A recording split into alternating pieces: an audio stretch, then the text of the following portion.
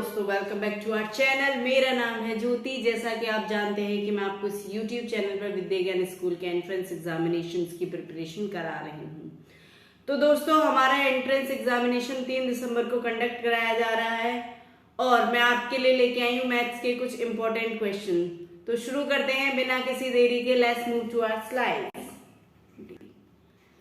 ये आकृति यानी कि इसकी भुजाओं की जो दूरी है, इनकी भुजाओं की जो दूरी है यानी कि जो भुजाओं की लंबाई है, चौड़ाई है, उसको मैं प्लस कर दूं, उसको क्या बोलूंगी मैं? परिमाप बोलूंगी। परिमाप क्या होता है? परिमाप क्या होता है कि किसी भी आकृति के एक पॉइंट से यानी कि एक सिरे से दूसरे सिरे तक, एक सिरे से उसी सिरे तक वापस पहुंचने में जो दूरी तय की गई वो क्या होती है? परिमाप होती है। यानी कि कोई इंसान है, वो पॉइंट ए से शुरू करता है चलना, point B, point C, point D और फिर पॉइंट ए पर आ जाता है। तो जब वो पॉइंट ए से point B, point C, point D और पॉइंट ए पे आया तो उसने कुल कितनी दूरी चली? क्या होती है? कुल कितनी दूरी चली। तो मैं क्या बोल सकती हूँ? यहाँ पे क्या है? यहाँ पे क्या है? कुल माप। कुल माप किसकी? भुजाओं की। भुजाओं की। परिमाप क्या होता है? भुजाओं की कुल माप कितनी है, यानी कि A B, B C, C D, D A, क्योंकि ए पॉइंट तक वापस आ रहा है ना। इनकी कुल माप कितनी है, ये होता है परिमाप। इसको इंग्लिश में क्या बोलते हैं? पेरीमीटर। पेरीमीटर का मतलब है distance travelled from point A to reach that point, यानी कि किसी एक पॉइंट से चलने पर जो डिस्टेंस ट्रेवल की जाती है वापस उसी पॉइंट तक आने में, उसे हम पेरीमीटर बोलते हैं। यानी कि sum of the distance of the boundary, या कि total distance of the boundary, यानी कि कोई भी फिगर है उसकी जो बाउंड्री है उसकी टोटल डिस्टेंस कितनी है, इसको हम क्या बोलते हैं? परिमाप। आगे चलते हैं, किसके बारे में बात करेंगे? अब हम बात करेंगे क्षेत्रफल के बारे में। किसके बारे में बात करेंगे? क्षेत्रफल के बारे में। कोई भी फिगर यानी बाउंड्री के बीच में जो भी जगह कवर की जा रही है उसको हम क्या बोलते हैं? एरिया। ये जो यानी कि इसको क्या बोलते हैं? जितना भी क्षेत्र बाउंड्री के अंदर आता है उसके परिणाम को क्या बोलते हैं? हम क्षेत्रफल बोलते हैं। उसकी माप को क्या बोलते हैं? हम क्षेत्रफल। इसके अंदर जो भी वो था उसको क्या बोलेंगे? हम क्षेत्रफल बोलते हैं। क्या बोलते हैं? क्षेत्रफल। इंग्लिश में क्या बोलते हैं इसको? एरिया। समझ में आ रहा है? आगे चलते हैं। मैंने यहां पे कुछ फिगर बनाई है, ए बी सी डी। इसको हम बोलते हैं आयत। क्या बोलते हैं? आयत। क्या बोलते हैं हम? आयत। आयत। क्या बोलते हैं इसको? आयत। आयत में क्या होती है? लंबाई, चौड़ाई, और ये आमने सामने की भुजाएं क्या होती हैं? बराबर होती हैं। बराबर होती हैं, यानी कि ए बी और डी सी दोनों बराबर होंगी, ए डी और बी सी दोनों बराबर होंगी। तो ये जो आयत है इसका परिमाप क्या होगा? ये चौड़ाई है, ये लंबाई है, ये भी क्या हो जाएगी? लंबाई, ये भी हो जाएगी चौड़ाई। इसको मैं क्या बोल सकती हूँ? इसको बोल सकती हूँ एल, इसको मैं बोल सकती हूँ बी यानी कि ब्रेथ, इसको मैं बोल सकती हूँ एल और इसको मैं बोल सकती हूँ बी। कोई दिक्कत हमें यहाँ तक? नहीं। तो इसका परिमाप कैसे निकालेंगे? परिमाप मैंने क्या बताया था? परिमाप क्या होता है? कुल दूरी। बाउंड्री की कुल दूरी कितनी है, यानी कि बाउंड्री की कुल माप कितनी है। तो परिमाप क्या हो जाएगा?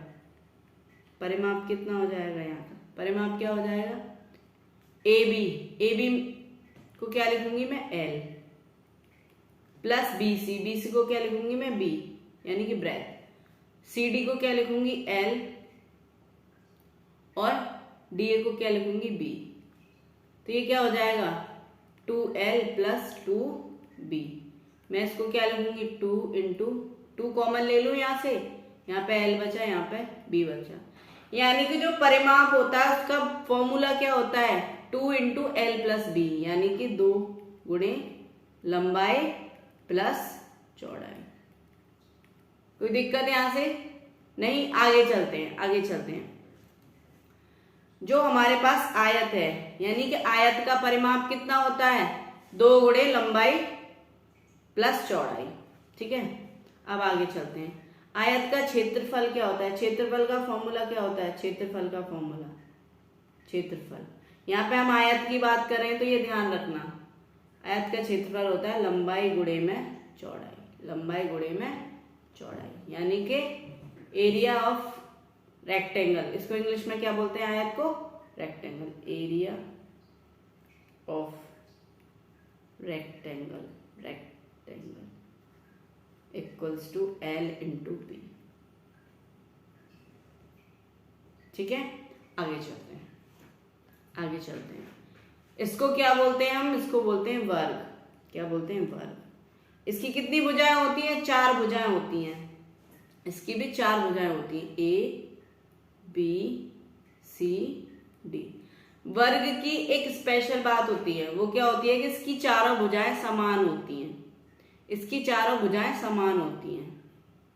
क्या होती हैं? चारों भुजाएं समान होती हैं।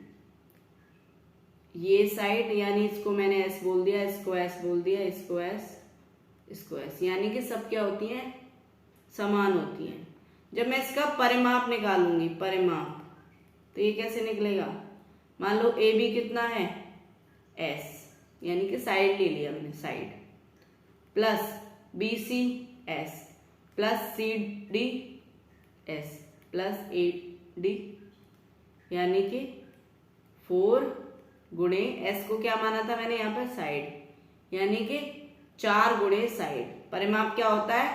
वर्ग का परिमाप क्या होता है? परिमाप क्या होता है? 4 गुणे भुजा, भुजा। कोई दिक्कत है यहाँ तक? कोई भी दिक्कत नहीं होनी चाहिए। पेरीमीटर ऑफ स्क्वायर, इसको हिंदी में क्या बोलते हैं? सॉरी, इंग्लिश में स्क्वायर। क्या बोलते हैं? स्क्वायर। तो पेरीमीटर ऑफ स्क्वायर क्या हो जाएगा? पेरीमीटर ऑफ स्क्वायर क्या हो जाएगा? 4 इंटू साइड, 4 इंटू साइड। कोई दिक्कत है मैं यहां तक? नहीं। आगे चलते हैं। एरिया क्या हो जाएगा? यानी कि इसका क्षेत्रफल क्या हो जाएगा? वर्ग का क्षेत्रफल क्या हो जाएगा?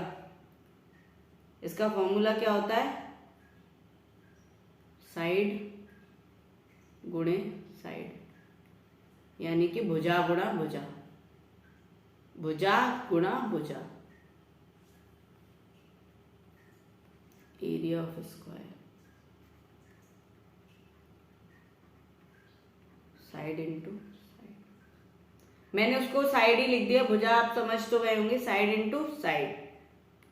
और क्या बोल सकती हूं मैं इसको? साइड का स्क्वायर भी तो बोल सकती हूं। ठीक है, भुजा गुणा भुजा, यानी कि साइड इंटू साइड। आगे चलते हैं, आगे चलते हैं।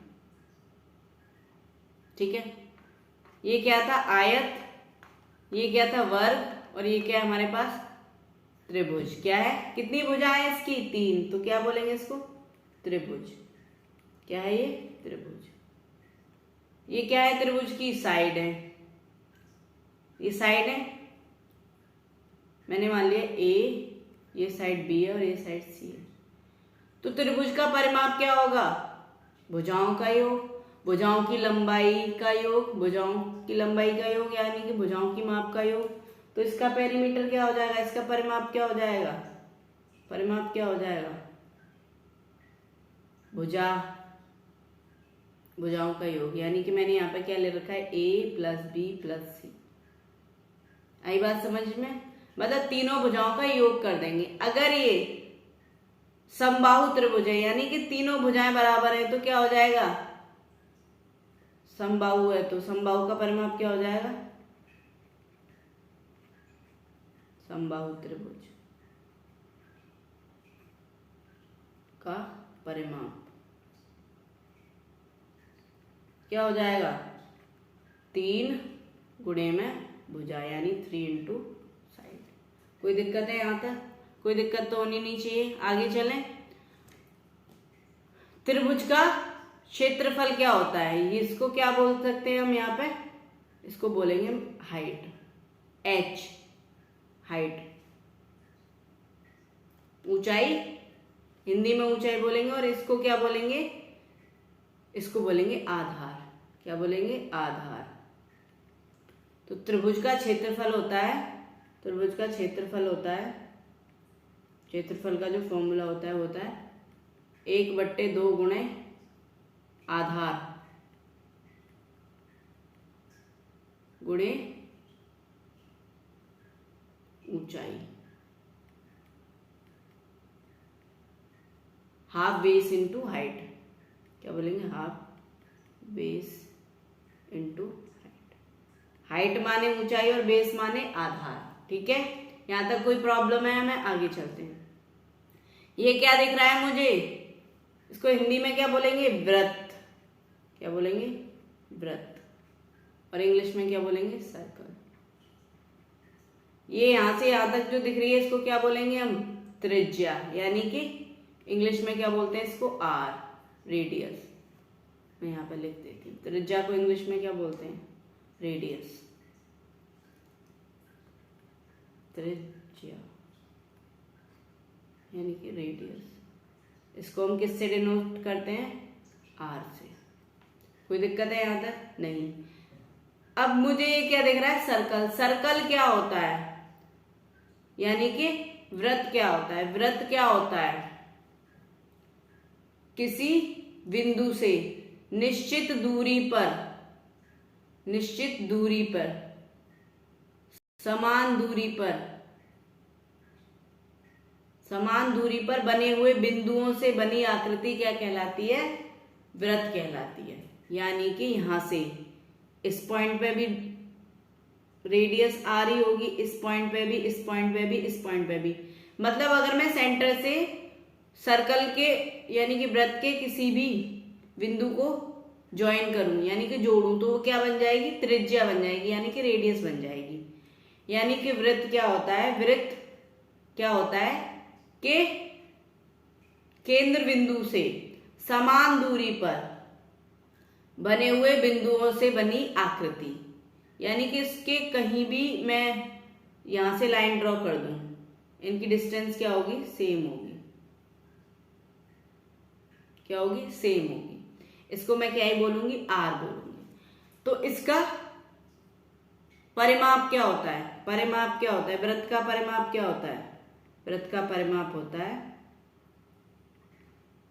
2 गुणे पाई गुणे आर। आर क्या हो गया? रेडियस। पाई यहाँ पे क्या है? पाई की वैल्यू होती है हमारी 22/7। इसको मैं परिमाप को इंग्लिश में क्या बोलती हूँ? इंग्लिश में हम उसको पेरीमीटर ना बोल के क्या बोलते हैं? Circumference. Circumference of circle. Of circle कितना हो जाएगा? 2πr। इसका एरिया क्या हो जाएगा? यानी कि क्षेत्रफल, वृत्त का क्षेत्रफल क्या हो जाएगा? क्षेत्रफल क्या हो जाएगा? Pi r square. Pi r square. यहाँ पे आर क्या है? रेडियस, यानी कि त्रिज्या वृत्त की। क्या है? वृत्त की त्रिज्या। कोई दिक्कत है हमें यहां तक? नहीं। आगे चलते हैं, पहले क्वेश्चन की तरफ बढ़ते हैं। एक आयत की लंबाई 12 सेंटीमीटर और उसकी चौड़ाई 5 सेंटीमीटर है। उस आयत का क्षेत्रफल तथा परिमाप बताइए। यानी कि एरिया और पेरीमीटर क्या बताना है? एरिया और पेरीमीटर दोनों। क्या दे रखा है मुझे? क्या दे रखा है? लंबाई दे रखी है और चौड़ाई दे रखी है। यानी कि लंबाई को मैं एल लिख सकती हूँ। एल कितनी है? 12 सेंटीमीटर। और चौड़ाई को क्या लिख सकती हूँ, ब्रेथ कितनी है, 5 सेंटीमीटर है, नहीं है।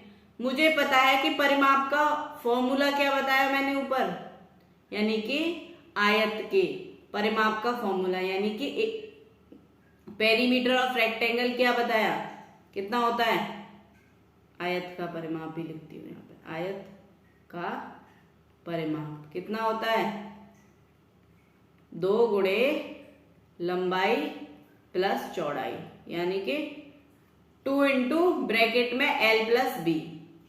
तो कितना हो जाएगा परिमाप, 2 गुणे लंबाई कितनी है 12 सेंटीमीटर, चौड़ाई कितनी है 5 सेंटीमीटर, 12 और 5 कितने हो जाएंगे 17 सेंटीमीटर, कितने हो जाएंगे 17 सेंटीमीटर। तो परिमाप कितनी आई 34 सेंटीमीटर, ये क्या आ गई परिमाप। अभी मुझे क्या निकालना है, क्षेत्रफल, क्या निकालना है, क्षेत्रफल यानी कि एरिया। क्षेत्रफल कितना होता है आयत का, लंबाई गुणे में चौड़ाई। लंबाई कितनी है 12 सेंटीमीटर, चौड़ाई कितनी है 5 सेंटीमीटर। जब मैं गुणा करूंगी कितना हो जाएगा, 12 गुणे 5 कितना हो जाता है 60 सेंटीमीटर। सेंटीमीटर सेंटीमीटर तो क्या बन जाएगा सेंटीमीटर स्क्वायर। अब मैं इसको क्या लिख सकती हूँ 60 सेंटीमीटर स्क्वायर। अगर मैं यहाँ पे स्क्वायर नहीं लगाती हूं तो ये मेरा आंसर गलत माना जाएगा, यानी कि 60 वर्ग सेंटीमीटर। मैं इसको ऐसे भी बोल सकती हूँ। आगे चलते हैं, तो कितना आया 60 सेंटीमीटर स्क्वायर और 34 सेंटीमीटर। तो कौन सा है ऑप्शन, ऑप्शन ए। ठीक है, कोई दिक्कत है यहां तक? आगे चलते हैं नेक्स्ट क्वेश्चन की तरफ। ओके, एक भूखंड की लंबाई, भूखंड यानी कि भूमि का कोई पार्ट है, लंबाई और चौड़ाई का अनुपात 3:2 है। ठीक है, यदि चौड़ाई लंबाई से 40 मीटर कम है तो भूखंड का परिमाप क्या होगा। यानी कि मुझे पता है कि लंबाई कितनी है 3x और चौड़ाई कितनी है 2x। अब उसने बोला है कि लंबाई जो है चौड़ाई से 40 मीटर कम है, तो वैसे लंबाई चौड़ाई से कितना कम है 3x माइनस 2x। x की वैल्यू कितनी है 40 मीटर, कितनी है 40 मीटर। तो मुझे पता है लंबाई अब कितनी हो जाएगी 3 गुणे 40 और चौड़ाई कितनी हो जाएगी 2 गुणे 40। यहां तक कोई दिक्कत है हमें, मीटर 4 × 12 यानी कि 120 मीटर लंबाई हो गई और चौड़ाई कितनी हो गई 80 मीटर। अब मैं क्या इसका भूखंड का परिमाप ज्ञात नहीं कर सकती, कर सकती हूं। मुझे क्या पता है भूखंड कैसा है, लंबाई चौड़ाई से ज्यादा है, तो मुझे पता है भूखंड कैसा होगा आयताकार होगा। कैसा होगा आयताकार होगा। मैं क्या करती हूँ यहाँ पे फिगर बना लेती हूँ। ऐसे क्वेश्चंस को मैं कैसे सॉल्व करती हूँ, फिगर बना लेती हूँ। मैंने मान लिया कि ये वो भूखंड है, इसकी लंबाई कितनी है, मान लो ये है ABCD भूखंड, इसकी लंबाई कितनी है 120 मीटर, इसकी चौड़ाई कितनी है 80 मीटर। परिमाप का फॉर्मूला क्या होता है, यानी कि परिमाप का सूत्र कितना है, आयत का परिमाप, यानी कि पेरीमीटर ऑफ रेक्टेंगल कितना है 2 गुणे लंबाई प्लस में चौड़ाई। यहां तक बात समझ में आ रही है, 2 गुणे लंबाई प्लस में चौड़ाई।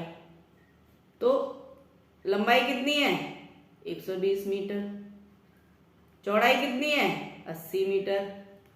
कितना हो जाएगा 120 और 80 को जोड़ देंगे 200 मीटर। कितना आया 2 गुणे 200 मीटर, यानी कि 2 गुणे 200 कितना हो जाएगा 400 मीटर। कितना आया परिमाप इसका 400 मीटर। कितना आया 400 मीटर। तो कौन सा ऑप्शन सही हो जाएगा? कौन सा ऑप्शन सही हो जाएगा? ऑप्शन ए, बी, सी, कौन सा हो जाएगा? Option C, 400 metre. ठीक है, आगे चलते हैं। एक आयताकार खेत का क्षेत्रफल 396 वर्ग मीटर है। यदि उसकी लंबाई 22 मीटर है तो इसकी चौड़ाई और परिमाप ज्ञात कीजिए। बड़ा अच्छा क्वेश्चन है। चलो शुरू कर दे। मैंने पहले क्या कर लेना है, मैंने यहाँ पे एक आकृति बना लेनी है, यानी कि फिगर बना लेनी है। थोड़ी सी टेढ़ी बन रही है क्योंकि मैं स्टाइलर का यूज कर रही हूँ। ये है ए, बी, सी, डी। उसने बोला कि लंबाई कितनी है? 22 मीटर। चौड़ाई पता नहीं, इसको मैं क्या, चौड़ाई हमें पता नहीं। उसने बोला इसका क्षेत्रफल कितना है? 396 वर्ग मीटर। कितना है? 396 वर्ग मीटर। मुझे एक बात पता है, मुझे क्या पता है कि आयत का क्षेत्रफल कितना होता है? आयत का क्षेत्रफल कितना होता है? मैं यहाँ पे लिख लेती हूँ, आयत का क्षेत्रफल कितना होता है? लंबाई गुणे में चौड़ाई। आयत का क्षेत्रफल मुझे कितना दे रखा है? 396 वर्ग मीटर। ठीक है, मुझे लंबाई कितनी दे रखी है? 22 मीटर। क्या नहीं दे रखा? चौड़ाई। मुझे यहाँ पे लंबाई दे रखी है, चौड़ाई नहीं दे रखी। तो मुझे एक चीज दिख रही है कि मैं अगर लंबाई से क्षेत्रफल को भाग कर दूं तो मुझे क्या मिल जाएगी? चौड़ाई। तो जब ये इधर जाएगा तो क्या आ जाएगा? 396 वर्ग मीटर बट्टे में 22 मीटर। किसके बराबर हो गया? खेत की चौड़ाई के बराबर। 22 से काट देंगे हम इसको। अगर हमें डायरेक्ट काटना नहीं आता तो हम कैसे काटेंगे? पहले 11 से काट लो। किससे? 11 से। 11 दूनी 22, 11 ती 33, कितने बचे? 6 बचे। मतलब 39 में जब 33 जाएंगे तो 6 बचेंगे, और 6 और 6 कितने हो गए? 66। 11 छक्के 66, यानी कि 36। 2 से काटो, 2 18 जा 36। कितनी आ गई चौड़ाई? चौड़ाई आ गई हमारी यहाँ पे 18 मीटर। कितनी आ गई? 18 मीटर। मीटर से क्या कट जाएगा? बस। तो कितनी आ गई? 18 मीटर। चौड़ाई कितनी आ गई? 18 मीटर। अब मुझे क्या निकालना है? इसने दो चीजें पूछी थी। पहले तो उसने चौड़ाई पूछी थी, फिर क्या पूछ लिया? परिमाप पूछ लिया। क्या पूछ लिया? परिमाप। मुझे परिमाप निकालना आता है। क्या होता है परिमाप? क्या होता है? आयत का परिमाप क्या होता है? अब मुझे फॉर्मूला लिखने की भी जरूरत नहीं है, अब तो याद हो गया होगा फॉर्मूला। क्या होता है? 2 गुणे लंबाई प्लस चौड़ाई। कितना होता है? 2 गुणे लंबाई प्लस चौड़ाई। क्या आ जाएगा? 2 गुणे लंबाई कितनी थी? 22 मीटर। चौड़ाई कितनी है? 18 मीटर। कितना हो जाएगा? 2 गुणे में 22 और 18 कितना हो जाएगा? 40 मीटर। कितना आ गया? 80 मीटर परिमाप। कितना आ गया? 80 मीटर। कितना आ गया भाई? 80 मीटर। 80 मीटर। तो कौन सा ऑप्शन सही हो जाएगा? चौड़ाई पूछी थी, चौड़ाई है 18 मीटर, और क्या पूछा था? परिमाप। परिमाप है 80 मीटर। तो ऑप्शन ए में, ऑप्शन ए तो गलत है, बी देखिएगा। ऑप्शन बी 18 मीटर चौड़ाई और 80 मीटर परिमाप, तो यही सही है। समझ में आ रहा है? समझ में आ रहा है? हाँ। अगर मैं इसको इंग्लिश में लिखूंगी तो कैसे लिखूंगी? Perimeter of rectangle. रेक्टेंगल यानी कि क्या हो जाएगा? 2 into L plus B. Calculation same हो जाएगी। ठीक है, बस फॉर्मूला लिखने का तरीका चेंज हो जाएगा, यानी कि उसको हिंदी में लिख रहे हैं, उसको इंग्लिश में लिख रहे हैं, और कुछ नहीं। आगे चलते हैं। समांतर चतुर्भुज की एक भुजा 15 सेंटीमीटर है, संगत भुजा की ऊंचाई 5 सेंटीमीटर है। समांतर चतुर्भुज का क्षेत्रफल ज्ञात कीजिए। तो हमें पता, मैं बता देती हूँ कि समांतर चतुर्भुज जो होता है उसका क्षेत्रफल क्या होता है। समांतर चतुर्भुज का क्षेत्रफल होता है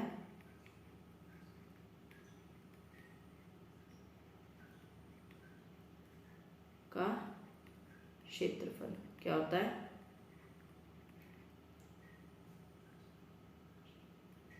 भुजा गुणे में ऊंचाई।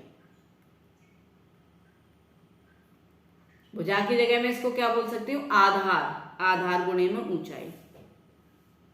समांतर चतुर्भुज को इंग्लिश में क्या बोलते हैं, इंग्लिश में बोलते हैं पैरेललोग्राम। क्या बोलते हैं, पैरेललोग्राम। ठीक है, क्या होता है उसका क्षेत्रफल, बेस गुणे में हाइट। तो क्या हो जाएगा, समांतर चतुर्भुज की भुजा कितनी है, 15 सेंटीमीटर, 15 सेंटीमीटर। ठीक है, ऊंचाई कितनी है, 5 सेंटीमीटर। कितना हो जाएगा, 15 गुणे 5, हमें पहाड़े आते हैं, 75 वर्ग सेंटीमीटर, वर्ग सेंटीमीटर। कैसे लिख सकती हूँ, या फिर इसको 75 सेंटीमीटर का स्क्वायर यानी कि घात 2। तो कौन सा आएगा, option A, B, C, D. कौन सा ऑप्शन सही है, ऑप्शन ए।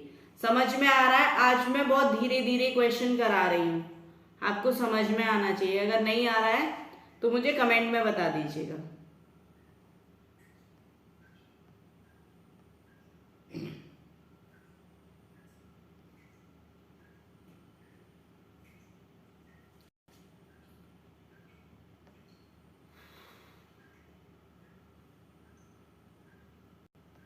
आगे चलते हैं।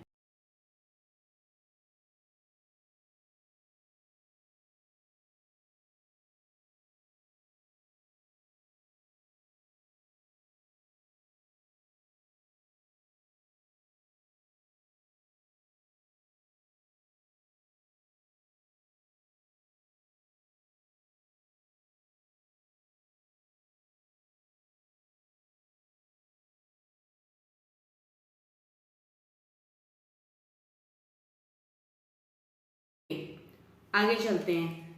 यदि दो वर्गों के क्षेत्रफल का अनुपात, वर्ग तो हम जानते हैं वर्ग क्या होता है, का अनुपात 9:1 है, तो उनके परिमाप का आधा अनुपात क्या होगा, आधा परिमाप का अनुपात क्या होगा, परिमाप का अनुपात क्या होगा। यदि दो वर्गों का क्षेत्रफल, क्षेत्रफल यानी कि कितना है, 9x 1x, तो उनके परिमाप का अनुपात क्या होगा। हमें पता है क्षेत्रफल क्या होता है, वर्ग का भुजा गुणे में भुजा किसके बराबर होता है, क्षेत्रफल के, यानी कि भुजा का जो स्क्वायर होता है, भुजा का स्क्वायर किसके बराबर होता है, क्षेत्रफल के। अब भुजा किसके बराबर हो जाएगी, तो भुजा किसके बराबर हो जाएगी, वर्गमूल हो जाएगा किसका, क्षेत्रफल का। तो करो, 9 का कितना होता है, अंडर रूट, 9 का अंडर रूट कितना होता है, 3x, और 1 का अंडर रूट कितना होता है, 1x। ये क्या आ गई, भुजा, भुजा। अब मुझे पता है कि परिमाप क्या होता है, परिमाप क्या होता है, परिमाप क्या होता है वर्ग का, 4 गुणे में भुजा। तो जब मैं 3 को करूंगी तो कितना हो जाएगा, कितना हो जाएगा, 4 गुणे में 3 12। लेकिन मुझे एक बात तो पता है कि मैं दोनों में सेम नंबर से गुणा कर रही हूँ, यानी कि एक ही नंबर से गुणा कर रही हूँ जो है 4। तो उस नंबर से मैं उनको जब अनुपात निकालूंगी तो क्या करूंगी, उसी नंबर से उन दोनों को भाग करूंगी, तो हो जाएगा 12x। जब 4 से मैं गुणा कर दूंगी तो ये 4x हो जाएगा। जब मैं इसको दोबारा से 4 से ही भाग करूंगी तो कितना हो जाएगा, 3:1। तो कितना आ जाएगा, 3:1, 3:1। समझ में नहीं आया तो एक बार और समझा देती हूँ, इधर देख लीजिए, दोबारा समझा देती हूँ। वर्ग, वर्ग का क्षेत्रफल क्या होता है? क्या होता है? भुजा गुणा भुजा। भुजा का स्क्वायर किसके बराबर होता है? क्षेत्रफल के। क्षेत्रफल के, ये तो पढ़ा होगा हमने, वर्ग और वर्गमूल। तो भुजा जब निकालेंगे तो क्या हो जाएगा? क्षेत्रफल का वर्गमूल कर देंगे। अब जब रेशियो 9:1 था, तो अगर मैं इसको x मान लूं तो ये कितना हो जाएगा? 9x हो जाएगा, और इसका कितना हो जाएगा? क्षेत्रफल 1x हो जाएगा, यानी कि 9x और 1x। तो जब मैं 9x वाले की भुजा निकालूंगी तो कितना हो जाएगा? वर्गमूल कर दूंगी मैं किसका? 9x का, तो कितना आ जाएगा? 3x। और मैं 1x का वर्गमूल कर दूंगी तो कितना आ जाएगा? 1। एक का घन करो, एक का वर्ग करो, एक का घनमूल करो, एक का वर्गमूल करो, कितना आता है? 1 ही आता है। तो इसकी भुजा जो है वो किस अनुपात में है? भुजा के अनुपात क्या हो जाएगा? भुजा का अनुपात कितना है? 3:1। मुझे एक बात पता है, क्या पता है? कि परिमाप क्या होता है वर्ग का? 4 गुणे में भुजा। तो एक बात बताओ, 4 तो इसमें भी गुणा करूंगी, इसमें भी गुणा करूंगी जब मैं परिमाप निकालूंगी। तो मुझे एक बात तो समझ में आ गई कि जो भुजा का अनुपात होगा वही वर्ग के परिमाप का अनुपात होगा। तो क्या आ जाएगा? 3:1। एक कमरे के चारों दीवारों का क्षेत्रफल 168 मीटर है, सॉरी मीटर स्क्वायर हो। कमरे की चौड़ाई और ऊंचाई क्रमशः 6 मीटर और 8 मीटर और 12 मीटर है। तो कमरे की लंबाई कीजिए।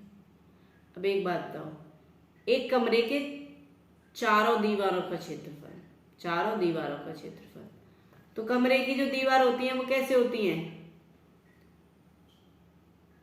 कमरों की दीवार जो होती हैं वो कैसे होती हैं? आयताकार होंगी, आयताकार होंगी। तो क्या होगा? 4 आयत बनेंगे। यहां तक कोई दिक्कत है? नहीं। मुझे पता है कि जो बेस होता है, यानी कि जो फर्श होता है, उसमें क्या होता है? लंबाई और चौड़ाई। ये क्वेश्चन थोड़ा सा आपको समझने में दिक्कत आ सकती है, मैं बनाती हूँ। मान लो ये क्या है? हमारा कमरा है। ये क्या है? हमारा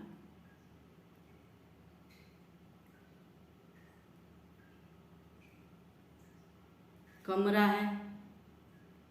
अब मुझे एक बात बताओ कि ये क्या है? ये क्या है? लंबाई। और ये क्या है? चौड़ाई। और ये क्या है? ऊंचाई। अब एक बात बताओ, जब हम इसको देखेंगे,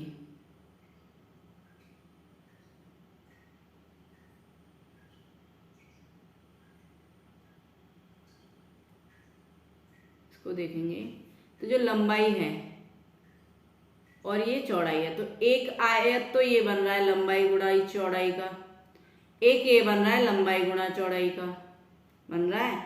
यानी कि 2 आयत का क्या बनेगा? लंबाई गुणा चौड़ाई, यानी कि L इंटू एच। कितने आयत का क्षेत्रफल हो जाएगा? 2 का। तो 2 गुणे L इंटू एच।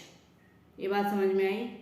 अब मैं इस वाले को देखूं तो यहाँ पे क्या है? चौड़ाई है और ऊंचाई है। चौड़ाई है और ऊंचाई है, यहाँ पे भी चौड़ाई है और ऊंचाई है। तो ये क्या हो जाएगा? B, यानी कि ब्रेथ, चौड़ाई गुणे में एच। कोई दिक्कत है मुझे यहाँ तक? नहीं, नहीं है। अब मुझे पता है कि इन का क्षेत्रफल कितना आ रहा है? 168 मीटर। तो पहले मैं इसको सॉल्व कर लेती हूँ। क्या हो जाएगा? ये क्या हो जाएगा? 2h में कॉमन ले लूं, यहां से ले लिया मैंने। 2h में कॉमन ले लूंगी, कितना बचेगा यहाँ पे? L और यहाँ पे B। कोई दिक्कत है मुझे यहाँ पे? तो मुझे पता है ऊंचाई, पता है ऊंचाई कितनी है? 6 मीटर। कितनी है? 6 मीटर। ऊंचाई ऊंचाई कितनी है हमारी? 6 मीटर। 6 मीटर। अरे रे, ऊंचाई हमारी यहाँ पे 6 मीटर। लंबाई हमें पता नहीं है, ऊंचाई कितनी है? 6 मीटर। लंबाई एल ही रहने दो। चौड़ाई कितनी है? चौड़ाई है 8 मीटर। किसके बराबर है? 168 मीटर, यानी कि 168 मीटर के बराबर है। 6 दूनी 12, 12 मीटर गुणे में 8 मीटर। कोई दिक्कत? ये यहाँ पे गुणे में है, इधर जाएगा तो किस में चला जाएगा? भाग में। तो यानी कि मैं यहाँ पे लिख सकती हूँ 168 बटे में 12 किसके बराबर है? L प्लस 8 मीटर के। 12 से काटो, 12 एकम 12, कितने बचे? 4, 12 चौके 48, यानी कि 14 मीटर। 14 मीटर किसके बराबर है? 14 मीटर बराबर है L प्लस 8 मीटर के। तो मैं लंबाई निकालने के लिए 14 में से कितना माइनस कर दूं? 14 मीटर माइनस में 8 मीटर, कितना आया? 6 मीटर। कितना आया? 6 मीटर। कितना आया? 6 मीटर। तो उस कमरे की लंबाई कितनी थी? कितनी थी? 6 मीटर। कितनी थी? 6 मीटर।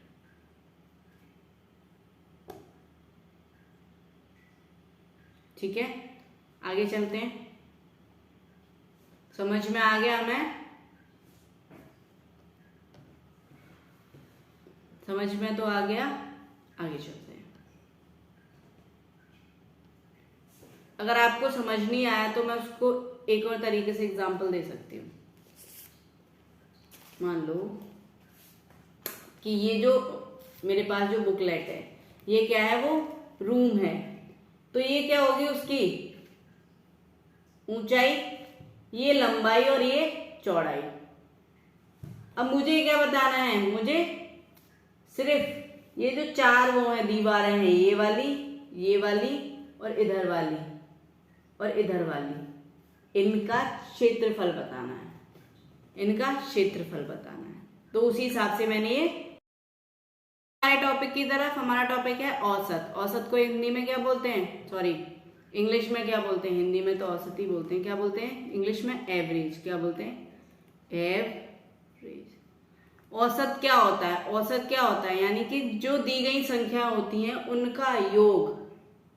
उनका योग करके हम उनके नंबर से, यानी कि वो कितनी संख्या उससे डिवाइड करते हैं। तो मैं यहाँ पे औसत का फॉर्मूला लिख देती हूँ। औसत यानी कि दी गई संख्याओं का योग, संख्याओं जो भी दी गई हैं संख्याओं का योग। योग क्या होता है? सम। बाद में क्या होता है? संख्याओं का नंबर। किससे भाग दे देते हैं? संख्याओं के नंबर से। मतलब कितनी संख्याएं हैं वो। इसको क्या बोलते हैं हम? औसत। इसको बोलते हैं हम औसत। अगर हमें औसत दे रखा हो और संख्याओं का नंबर दे रखा हो, यानी कि कितनी संख्याएं हैं, तो हम संख्याओं का योग निकाल सकते हैं। कैसे निकाल सकते हैं? औसत गुणे में संख्या। संख्या कितनी है? संख्याओं की संख्या यानी कि नंबर किसके बराबर हो जाएगा? संख्याओं का योग। योग की मैं यहाँ पे सिर्फ योग लिख देती हूँ। किसके बराबर हो जाएगा? योग की। कोई दिक्कत है? नहीं। बहुत इजी टॉपिक है। हम चलते हैं इसके पहले क्वेश्चन की तरफ। क्वेश्चन 1, 11 यानी कि 11, 13, 14, 16 तथा 21 का औसत क्या होगा? बहुत सिंपल सा क्वेश्चन है। तो मैं क्या करूंगी? औसत का फॉर्मूला लगाऊंगी। फॉर्मूला क्या था? संख्याओं का योग बटे संख्याओं की संख्या। तो क्या आ जाएगा? योग 11 प्लस 13 14 प्लस 16 प्लस 21 बटे में कितनी संख्याएं? ये काउंट करो, 1 2 3 4 5, 1 2 3 4 5। कितनी है? 5। अब मैं इसको ऐड करूंगी। कैसे करूंगी? 1 और 6 7, 7 और 4 11, 11 और 3 14 और 1 15। यहाँ पे 15 का 5, हासिल का 1, यानी कि कैरी का 1। 2 और 1 3 और 1 4 और 1 5 और 1 6, 6 और 1 7, कितना था 7 बटे में 5। 5 से काटो, हमें आता है 15 का टेबल, 15 बना 75, यानी कि 15 5 जा 75। तो कितना आएगा हमारा औसत, यानी कि एवरेज कितना होगा इन संख्याओं का 15। कितना हो जाएगा 15। 1 से 25 तक की प्राकृतिक संख्याओं का औसत क्या होगा? 1 से 25 तक की प्राकृतिक संख्याओं का औसत क्या होगा? हमें क्या है, पहले तो 1 से 25 तक की संख्याओं का योग करना है। योग करने के बाद उसको उनसे डिवाइड कर देना है जितनी संख्या है। लेकिन हमें एक शॉर्ट फॉर्मूला पता है, वो कौन सा फॉर्मूला है? n+1/2। ये किसके लिए होता है? प्राकृतिक संख्याओं के लिए। कितनी प्राकृतिक संख्या है? 25 + 1/2, यानी कि 26/2। कितना आएगा औसत? कितना आएगा 13। कितना आएगा 13। ये कैसे निकाला? ये हमें पता था ना। ये हमें याद रखना है कि अगर प्राकृतिक संख्याओं का योग निकलवा रहा है तो n+1/2, अगर शुरू से लेके 1 से लेके निकलवा रहा है तो, ठीक है, n+1/2, यानी कि नंबर कितनी प्राकृतिक संख्या है, ठीक है, 1/2। तो कितना आ गया 13। ये तो इजी था। अब आगे चलते हैं। हाँ, ये क्वेश्चन कैसे होगा? 0 से 25 तक की पूर्ण संख्याओं का योग। 0 से 25 तक की पूर्ण संख्याओं का योग करेंगे। योग करने के लिए एक फॉर्मूला होता है। कौन सा फॉर्मूला होता है? कौन सा फॉर्मूला होता है? फॉर्मूला क्या होता है? फॉर्मूला होता है पूर्ण संख्याओं के लिए, क्या होता है? n a + n, यानी कि first term plus last term upon 2। n कितनी है? 0 से 25 तक कितनी पूर्ण संख्या हो जाएंगी? हो जाएंगी 26। फर्स्ट टर्म कौन सा है? 0, यानी कि प्रथम संख्या। प्रथम संख्या क्या है? 0, और अंतिम संख्या क्या है? 25 बट्टे में 2। ये तो हो गया योग। टोटल संख्या कितनी है? 26। तो मैं उन नंबर से भी तो डिवाइड करूंगी, एवरेज निकाल रही हूं। तो कितना आ जाएगा? 26 गुणे में 25 बट्टे में 2 गुणे में 26। तो 26 से 26 कट गया, कितना बचा? 12.5। ये तो था कि मैं इन संख्याओं का जोड़ करूं। जोड़ का फॉर्मूला क्या है? यानी कि इनको योग करूं। योग का फॉर्मूला है n नंबर ऑफ संख्या first term plus last term बटे में 2। जब मुझे औसत निकालना था तो मैंने जो नंबर थे उनसे डिवाइड तो करूंगी ना। योग बट्टे क्या होता है? संख्याओं की संख्या। तो मैंने ये कर दी। इससे बढ़िया मैं क्या कर सकती हूँ? क्या क्वेश्चन है मेरा? फर्स्ट टर्म यानी कि प्रथम संख्या, इजी, प्रथम संख्या प्लस अंतिम संख्या। पूर्ण संख्याओं के लिए मैं क्या कर सकती हूँ? प्रथम संख्या प्लस अंतिम संख्या बट्टे 2, यानी कि 0 प्रथम संख्या, 25 अंतिम संख्या बट्टे 2। कितना आया? 25 बट्टे 2, यानी कि 12.5। मैं पहले योग करूं, उससे तो अच्छा है कि मैं डायरेक्ट कर दूं, यानी कि मैं डायरेक्ट कर दूं। प्रथम लगातार 10 सम संख्याओं का औसत क्या होगा? तो मुझे पहले तो ये पता होनी चाहिए कि लगातार 10 सम संख्या कौन सी होती है। कौन सी होती है? 2 4 6 8 10 12 14 16 18 20। कितनी होती हैं? 20। कितनी होती हैं? 20 होती हैं। अब मुझे क्या पता है? सम निकालने का फॉर्मूला पता है। सम क्या होता है?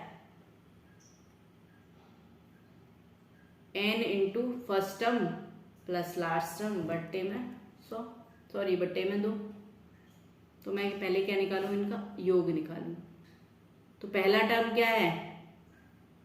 2, लास्ट टर्म क्या है? 20 बट्टे में 2। n कितना है? 10। 10 गुणे 22 बट्टे में 2। कितना आ गया ये? 110। क्या आ गया? 110। इन संख्याओं का योग आ गया 110। और ये संख्या कितनी है? कितनी है संख्या? 10 है। तो मैं क्या करूंगी, इसको 10 से और डिवाइड कर दूंगी तो कितना आ जाएगा? 11। कितना आया? 11। कोई दिक्कत है यहाँ तक? कोई भी दिक्कत है क्या? नहीं। तो मुझे इसका ये था लॉन्ग फॉर्मूला, इसका भी एक शॉर्ट फॉर्मूला पता है। वो क्या है? वही सेम है। क्या है? प्रथम संख्या अंतिम संख्या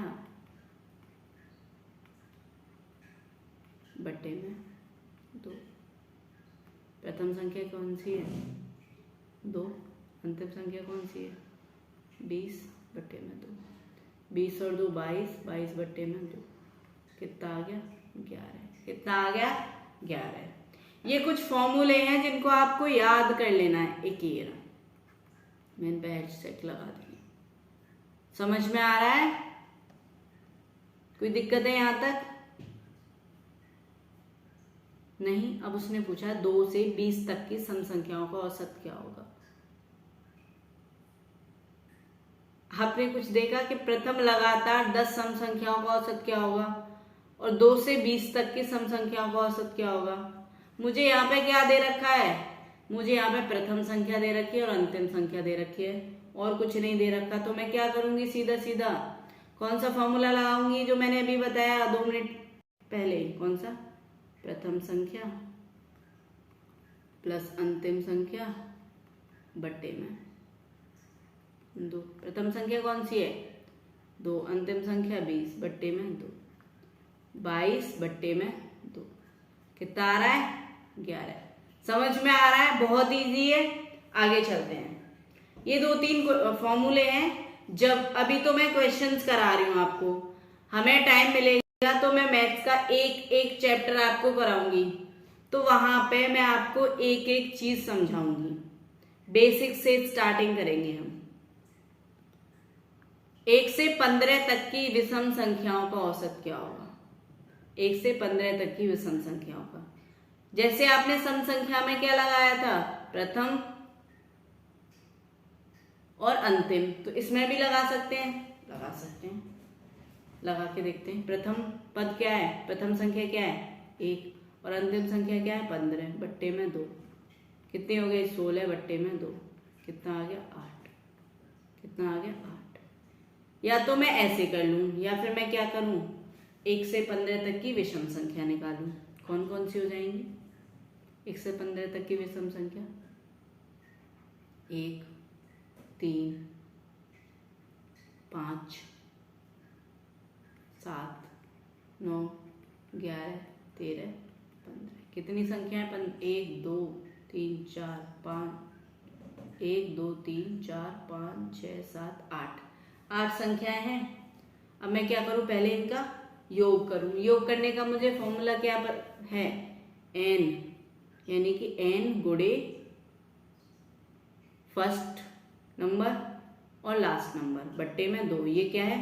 ये तो योग करूंगी मैं, ऐड कर रही हूं। तो कितनी संख्याएं? 1, 2, 3, 4, 5, 6, 7, 8। 8 है। n कितनी है? 8। a कितना है? 1। सॉरी, a कितना है? 1। यहाँ पे a 1 है। और लास्ट टर्म कितना है? यानी कि अंतिम पद कितना है? 15 बट्टे में कितना हो जाएगा? 2। यानी कि 8 गुणे में 16 बट्टे में 2।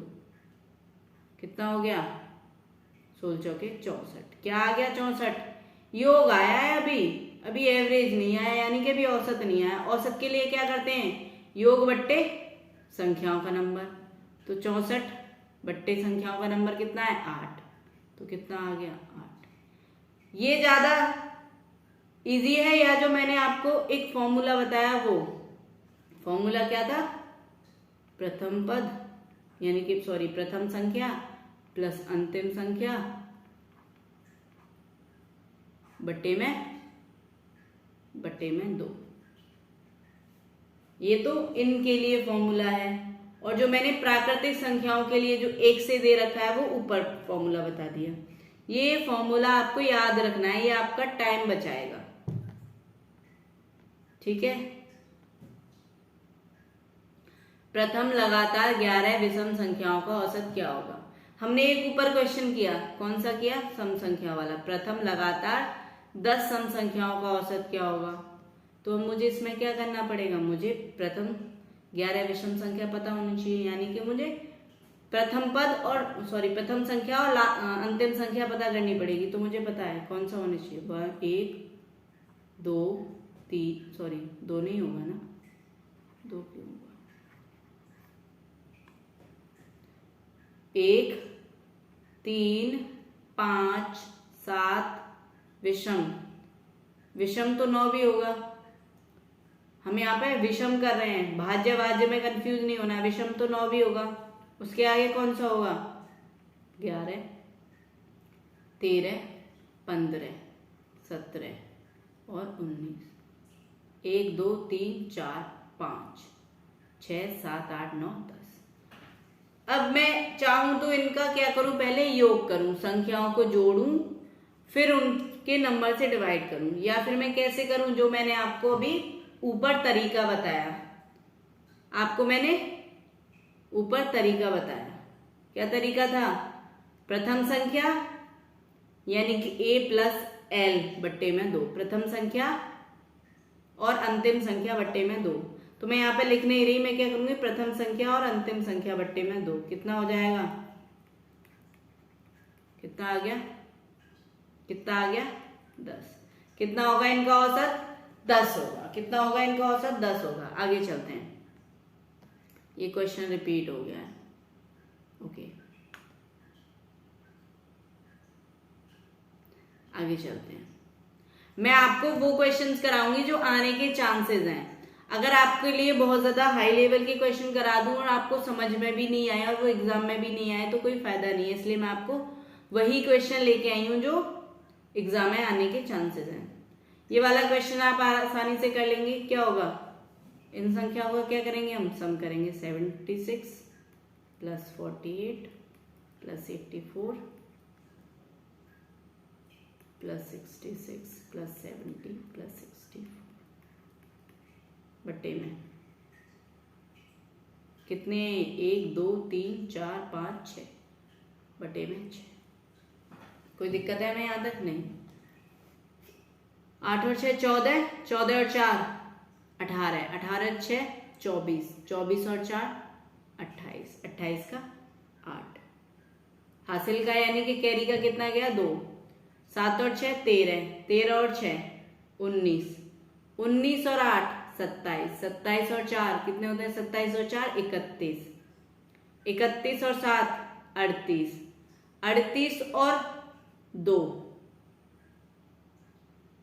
38 और 2 28 था ना यहाँ पे, 38 और 2 कितने हो जाएंगे, 40। कितने हो जाएंगे, 40 बटे में 6। 6 का पहाड़ा हमें अच्छे से आता है, कितना आता है, 6 निम 36, कितने बचे, 4 और ये 8, सॉरी 6 छिंग 36, 6 छिंग 36 और 6 अट्ठे 48, तो कितना आया, 68। 68 आंसर।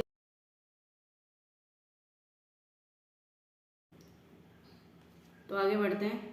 100 से कम सभी संख्याओं का औसत कितना है, 100 से कम, 100 से कम संख्या यानी कि कहाँ से बात कर रहे हैं, 1 से 99 तक की सभी संख्या। तो कौन सी संख्या, प्राकृतिक संख्या। हमें पता है ना, जब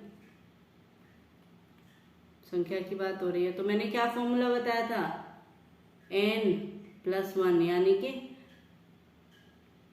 ये तो लास्ट टर्म हो गया और 1 तो फर्स्ट टर्म है, n+1/2। क्या बताया था, n+1/2। 99 + 1/2 100। कितना आया औसत, 50। कितना आया, 50। 4 क्रमागत सम संख्याओं का औसत 27 है, इनमें से सबसे बड़ी संख्या कौन सी होगी। ये क्वेश्चंस थोड़े सही हैं, चलो इनको करते हैं। 4 क्रमागत सम संख्या, हमें नहीं पता वो कौन सी सम संख्या है। मुझे एक बात तो पता है कि अगर वो सम संख्या होंगी तो 2 से डिवाइड हो रही होंगी, तो 2 के गैप पे होंगी। तो मैंने पहली सम संख्या मानी x, तो दूसरी क्या हो जाएगी x+2, बिल्कुल। तीसरी क्रमागत है तो तीसरी क्या हो जाएगी x+4, और चौथी क्या हो जाएगी x+6। हो जाएगी नहीं हो जाएगी, ये 4 संख्याएं हो जाएंगी। अब इनका औसत, पहले औसत कैसे निकालूंगी मैं, इनको सम करूंगी, यहाँ पर कर लेती हूँ। इनका औसत क्या है 27 है, किससे है, कितना है 27, इनका औसत है 27। कितनी है x+2 plus x+4 plus x+6 बट्टे में 4। मुझे एक चीज तो पता है, औसत दे रखा हो और नंबर दे रखा हो तो मैं योग का क्या करूंगी, मल्टीप्लाई कर दूंगी। तो कितना हो जाएगा ये 27 गुणे में 4। ये x कितनी x हो जाएंगी 4x, प्लस में 2 4 6 और 4 12। कोई दिक्कत है यहाँ तक, आप इसको सॉल्व कर लेना, इतना ही आएगा। 7 चौके 28, कैरी का 2, 4 दूनी 8 और 2 10, कितना आएगा 108। इसके बराबर है 4x + 12, यानी कि 4x जमा 12, यानी कि +12। अब मैं क्या करूंगी, इसको कहाँ ले जाऊंगी, ट्रांसफर कर दूंगी, तो कितना हो जाएगा 108 माइनस 12, किसके बराबर है 4x के। कितना हो जाएगा, करो कितना हो जाएगा 96, किसके बराबर है 4x के। तो x किसके बराबर होगा 96 बटे 4, यानी कि 96 बटे 4। 4 दूनी 8, कितना बचा 1 और 6 16, 4 चौके 16, यानी कि 24। आंसर क्या आया 24। x यानी कि सबसे छोटी जो संख्या थी वो कितनी थी 24 थी। तो उसने पूछा सबसे बड़ी संख्या कौन सी होगी, तो 24 में 6 जोड़ दो, कितनी हो जाएगी, कितना आया 30। कितना आया 30 जो है वो सबसे बड़ी सम संख्या है, यानी कि 30 सबसे बड़ी सम संख्या है। ठीक है, आगे चलते हैं। 5 संख्याओं का योग, मैंने फिर बता दिया कि 5 संख्याओं का योग दे रखा है और संख्या दे रखी है। कितना है 240, तो मुझे पता है, अच्छा 5 संख्याओं का योग दे रखा है, औसत नहीं दिया, योग दे रखा है। तो क्या दे रखा है, योग दे रखा है 5 संख्याओं का, कितना है 240। अब इसने बोला कि पहली 2 संख्याओं का औसत, पहली 2 संख्याओं का औसत दे रखा है, तो मुझे पहली 2 संख्याओं का योग निकाल लूंगी मैं। पहली 2 संख्याओं का योग कितना हो जाएगा, योग 2 संख्याओं का, पहली दो संख्या का योग, पहली 2 संख्या का योग कितना हो जाएगा 2 गुणे में 30, यानी कि 60। अब उसने क्या बोला, अंतिम 2 संख्याओं का योग। अब मैं अंतिम 2 संख्याओं का औसत 70 है, तो अंतिम 2 संख्याओं का योग निकाल लूंगी। क्या निकालूंगी, अंतिम 2 का योग, क्योंकि मुझे यहाँ पे भी क्या दे रखा है, योग दे रखा है। तो कितना हो जाएगा 2 गुणे 70, कितना हो जाएगा 2 गुणे 70 140। अब मुझे क्या मिल गया, 4 संख्याओं का योग है मेरे पास, पहली 2 का और लास्ट की 2 का। ये 60 है और ये 140 है, तो कितना हो गया 4 संख्याओं का योग कितना है मेरे पास 140 और 60, कितना हो गया 200 हो गया। तो उसने मुझसे पूछा है कि तीसरी संख्या क्या होगी। अब 4 संख्याओं का योग दे रखा है और 5 संख्याओं का दे रखा है, तो 5 संख्याओं के योग में से मैं 4 संख्याओं का योग माइनस कर दूं तो एक संख्या आ जाएगी, कितनी आ गई 40, कितनी आ गई 40। तो तीसरी संख्या क्या है 33, 60, 75, या निर्धारित नहीं किया जा सकता है इनमें से कोई नहीं। तो मुझे पता है इनमें से कोई भी नहीं। आगे चलते हैं। 5 संख्याओं का औसत 65 है, इनमें से प्रथम 2 संख्याओं का औसत। अब मुझे क्या करना है, फिर से यहाँ पे मुझे औसत नहीं दे रखा तो मैं पांचों संख्याओं का योग निकाल लूंगी। 5 संख्या का योग, योग क्या होता है, औसत गुणे संख्याओं का नंबर। तो क्या हो जाएगा 5 गुणे 65, यानी कि 5 पंजे 25, हासिल का 2, 5 के 30 और 2 32, यानी कि 5 संख्याओं का जो योग है वो 325 आ गया। उसने बोला है प्रथम 2 का योग, यानी कि प्रथम 2 का योग। योग क्या होता है, फिर से औसत गुणा नंबर। कितना हो गया,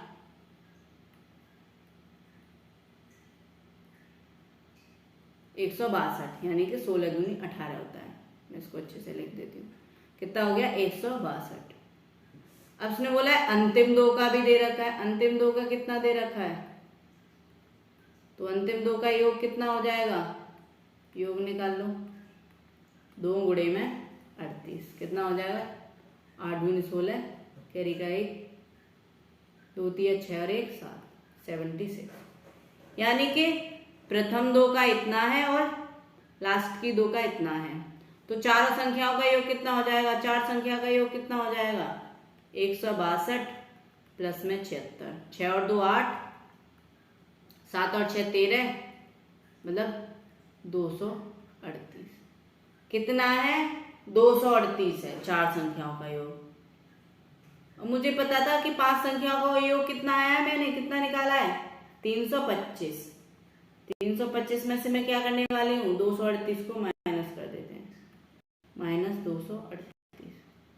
15 में से 8 गए, 7 बचे, यहाँ पे कितना रह जाएगा, 11, 1 रह जाएगा, यहाँ से 1 कैरी लेंगे, कितना हो जाएगा, 11।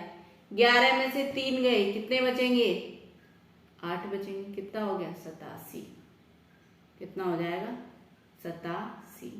क्या कर पाएंगे हम ऐसे क्वेश्चंस अगर आ जाते हैं तो, बिल्कुल बहुत इजी है।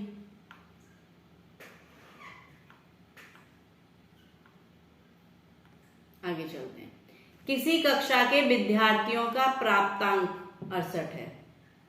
कक्षा में लड़कियों का औसत प्राप्तांक 80 है तथा लड़कों का प्राप्तांक 60 है। अब मैं आपको इसके बाद अनुपात पढ़ाने वाली थी, लेकिन इस प्रश्न में क्या होगा, ये अनुपात से होना है।